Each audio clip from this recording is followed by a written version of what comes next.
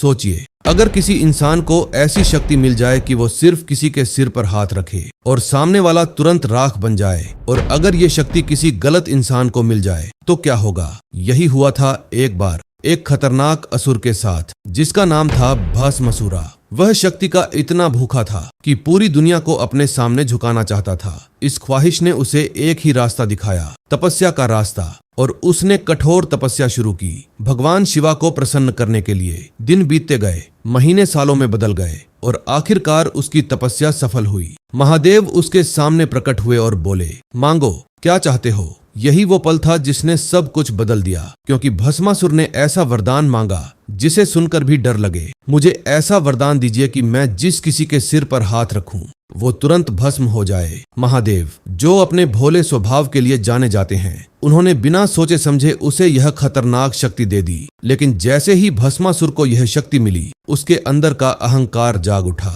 अब वह सिर्फ शक्तिशाली नहीं था, बल्कि खुद को अजेय समझने लगा। और तभी उसके मन में एक खतरनाक विचार आया, क्यों ना इस शक्ति को सबसे पहले शिवजी पर ही आजमाया जाए। जैसे ही यह विचार आया, वह तुरंत शिवजी की ओर बढ़ा, और फिर जो हुआ उसने पूरे ब्रह्मांड को हिला दिया, क्योंकि भस्मासुर खुद महादेव के पीछे उन्हें भस्म करने के लिए दौड़ पड़ा। महादेव को अपनी भूल का एहसास हुआ और वह उससे बचने के लिए भागने लगे। देवताओं में भय फैल गया। कोई समझ नहीं पा रहा था कि अब इस संकट से कैसे बचा जाए। तभी सभी देवता मदद के लिए पहुंचे भगवान विष्णु के पास। विष्णु जी ने शांत मुस्कान के साथ कहा, इस समस्या का समाधान बल से नहीं, बुद्धि से होगा। और फिर उन्होंने लिया एक अद्भुत और मोहक रूप, मोहिनी का रूप। जब भस्मासुर की नजर मोहिनी पर पड़ी तो वह पूरी तरह मोहित हो गया। उसकी सोच, उसका क्रोध, सब कुछ जैसे खत्म हो गया, और अब उसके सामने सिर्फ मोहिनी थी। मोहिनी ने मुस्कुराते हुए कहा, अगर तुम मुझसे विवाह करना चाहते हो तो पहले तुम्हें मुझे नृत्य में हराना होगा। भस्मासुर, जो खुद को सबसे शक्तिशाली समझ रहा था,